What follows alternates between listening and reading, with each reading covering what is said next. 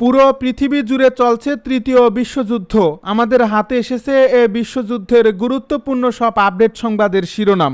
শুরুতেই থাকছে হরমুজে দ্বিতীয় কোনো করিডর হতে দেবে না ইরান। এবারে জানিয়ে দিব ইয়েমেনে হুতিদের ড্রোন হামলা, ভূপাতিতের দাবি সরকারি বাহিনীর। আরও থাকছে রাশিয়া যুদ্ধ পরিস্থিতি, ফের উত্তপ্ত হয়ে উঠছে ইউক্রেন, কিয়েভের 605টি ড্রোন ভূপাতিত। সবশেষে জানিয়ে দিব হরমুজে থমকে গেছে ইউরোপের নৌ মিশন। এতক্ষণ শুনছিলেন হাতে থাকা আপডেট সংবাদের শিরোনাম, এবারে বিস্তারিত। তবে তার আগে অনুরোধ রইল ভিডিওটিতে একটি লাইক এবং কমেন্ট করে জানিয়ে দিন ভিডিও সম্পর্কে আপনার মূল্যবান মতামত। আরও জানিয়ে দিন ভিডিওটি কোথা থেকে দেখছেন বা কোন জেলা থেকে দেখছেন। হরমুজে থমকে গেছে ইউরোপের নৌ মিশন। পারস্য উপসাগরের কৌশলগত গুরুত্বপূর্ণ জলপথ হরমুজ প্রণালীতে জাহাজ চলাচলের নিরাপত্তা নিশ্চিত করতে ইউরোপের নেতৃত্বে একটি আন্তর্জাতিক নৌ মিশন গঠনের উদ্যোগ থমকে গেছে।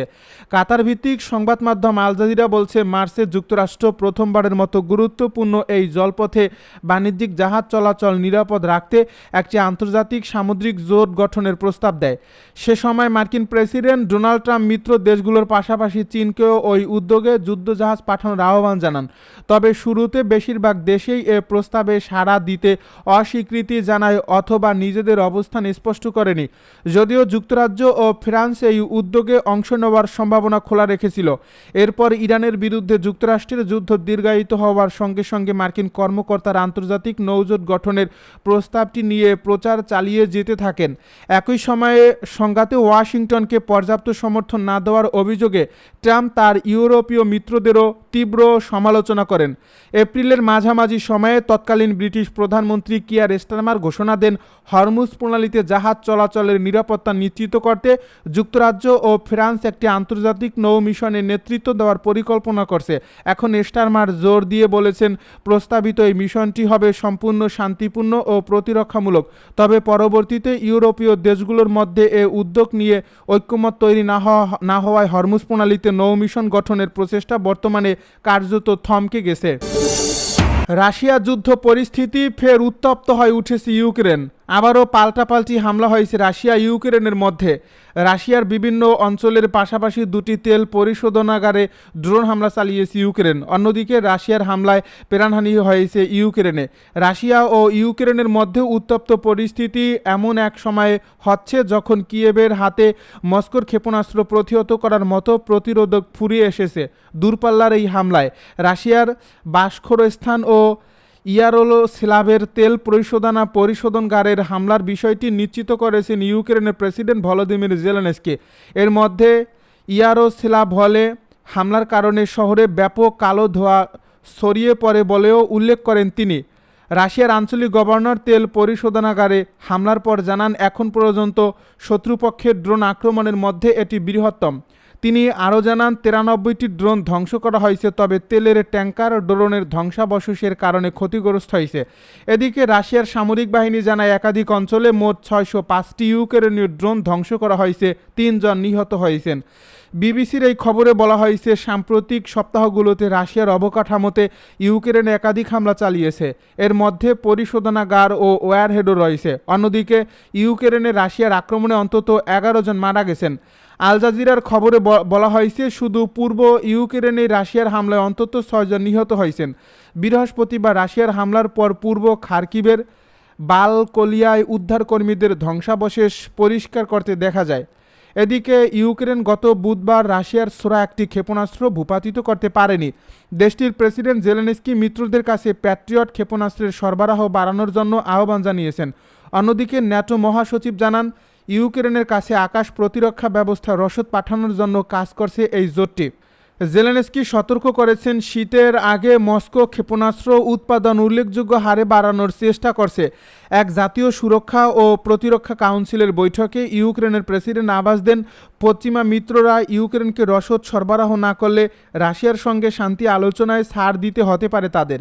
প্রসঙ্গত, রাশিয়া গত বুধবার 24টি ব্যালিস্টিক ক্ষেপণাস্ত্র দিয়ে হামলা চালিয়েছে, এতে অন্তত 17 জন নিহত হন। ইউক্রেনের আকাশ প্রতিরক্ষা বাহিনীর প্রাথমিক তথ্য উপাত্ত বলছে, রাশিয়ার ছোড়া 115টি ড্রোনের মধ্যে 98টি ভূপাতিত করতে পেরেছে তারা। তবে কোনো ব্যালিস্টিক ক্ষেপণাস্ত্র আটকানো সম্ভব হয়নি। নিয়মিতভাবে রাশিয়ার ক্ষেপণাস্ত্র ও ড্রোন হামলার কবলে পড়েছে ইউক্রেনের কৃষ্ণ সাগর বন্দরগুলো। প্রাণহানিও হচ্ছে সেখানে অহরহ। ইয়েমেনে হুতিদের ড্রোন হামলা ভূপাতিতের দাবি সরকারি বাহিনীর। ইয়েমেনের মধ্যাঞ্চলীয় শহর মারিবে হুতিদের চালানো একাধিক ড্রোন হামলা প্রতিহত করার দাবি করেছে দেশটির সরকারি বাহিনী। এই হামলায় বেশ কয়েকটি ড্রোন ও ক্ষেপণাস্ত্র ব্যবহার করা হয়েছে বলে জানিয়েছে ইয়েমেনের প্রতিরক্ষা মন্ত্রণালয়। শুক্রবার তুরস্কের সরকারি সংবাদ সংস্থা আনাদুল এজেন্সির এক প্রতিবেদনে এই তথ্য জানানো হয়েছে। ইয়েমেনের প্রতিরক্ষা মন্ত্রণালয় জানায়, শুক্রবার সকালে মারিবের আকাশে হুতিদের বেশ কয়েকটি ড্রোন শনাক্ত করে ভূপাতিত করেছে সরকারি বাহিনী। এই হামলার লক্ষ্য ছিল শহরের বিভিন্ন এলাকা। প্রতিরক্ষা মন্ত্রণালয়ের সংবাদ মাধ্যম সেপ্টেম্বর নেট নাম প্রকাশে অনিচ্ছুক সূত্রের বরাতে জানিয়েছে, এই শহরটিতে ব্যাপক বেসামরিক কর্মকাণ্ড চলার সময় হুতিরা একাধিক ড্রোন ও ক্ষেপণাস্ত্র ছোড়ে। মারিবে অভ্যন্তরীণভাবে বাস্তুচ্যুত বহু মানুষ বসবাস করায় এই হামলার ঘটনায় উদ্বেগ তৈরি হয়েছে। সরকারি মালিকানাধীন সাবা টিভিও জানিয়েছে, মারিবের আকাশে হুতিদের কয়েকটি ড্রোন গুলি করে ভূপাতিত করা হয়েছে। তবে এই হামলায় হতাহত বা ক্ষয়ক্ষতির বিষয়ে তাৎক্ষণিকভাবে বিস্তারিত কোনো তথ্য পাওয়া যায়নি। এই হামলার দায় স্বীকার করে হুতিদের পক্ষ থেকেও এখন পর্যন্ত কোনো মন্তব্য করা হয়নি। সৌদিতে হুতিদের হামলা। এদিকে সৌদি আরবের দক্ষিণাঞ্চলীয় নাজরান প্রদেশেও হুতিদের হামলার খবর পাওয়া গেছে। এই হামলার পর সৌদি গোয়েন্দা সূত্রের বরাতে বলা হয়েছে, হুতিরা বড় ধরনের হামলার প্রস্তুতি নিচ্ছে। ইয়েমেনের আন্তর্জাতিকভাবে স্বীকৃত সরকারকে সমর্থনকারী সৌদি নেতৃত্বাধীন সরকার সামরিক জোটের মুখপাত্র মেজর জেনারেল তুর্কি আল মালিকি জানান, নাজরানে হুতিদের হামলায় 3 জন সৌদি, 1 জন ইয়েমেনি, 2 জন মিশরীয় এবং 1 জন পাকিস্তানি নাগরিক আহত হয়েছেন। আহতদের মধ্যে 4 বছর বয়সী একটি শিশুও রয়েছে। হুতিদের বিরুদ্ধে বেসামরিক এলাকায় নির্বিচারে হামলা চালিয়ে আন্তর্জাতিক মানবিক আইন লঙ্ঘনের অভিযোগ করেন আল মালিকি। তিনি বলেন, বেসামরিক নাগরিকদের নিরাপত্তা নিশ্চিত করতে জোট প্রয়োজনীয় সব ব্যবস্থা অব্যাহত রাখবে। হরমুজের দ্বিতীয় কোনো করিডর হতে দেবে না ইরান। হরমুজ প্রণালীতে কৌশলগত কোনো বিকল্প পথ বা দ্বিতীয় করিডর তৈরির সুযোগ ইরান কখনোই দেবে না বলে জানিয়েছেন ইরানের সর্বোচ্চ নেতার জ্যেষ্ঠ সামরিক উপদেষ্টা মেজর জেনারেল মহসিন রেজাই। বৃহস্পতিবার রাতে প্রকাশিত এক বিবৃতিতে রেজাই সতর্ক করে জানান, যদি এই অবরোধ অব্যাহত থাকে তবে মার্কিন রণতরী ও বাহিনীকে মারাত্মক ঝুঁকি এবং সম্ভাব্য প্রাণহানির মুখে পড়তে হবে। ওয়াশিংটনকে তাদের অবস্থান পরিবর্তনের আহ্বান জানিয়ে তিনি বলেন, বর্তমান সংঘাতময় পরিস্থিতির এই ধারাবাহিকতায় ইরান কোনোভাবেই মেনে নেবে না। সম্প্রতি ইরানের সুপ্রিম ন্যাশনাল সিকিউরিটি কাউন্সিলের সচিব হিসেবে নিয়োগ পাওয়া এই কর্মকর্তা জোর দিয়ে বলেন, হরমুজ প্রণালীতে আমরা কখনোই দ্বিতীয় কোনো করিডর খোলার অনুমতি দেব না। উল্লেখ্য, হরমুজ প্রণালী বিশ্বের অন্যতম গুরুত্বপূর্ণ জ্বালানি পরিবহন পথ বা ট্রানজিট রুট।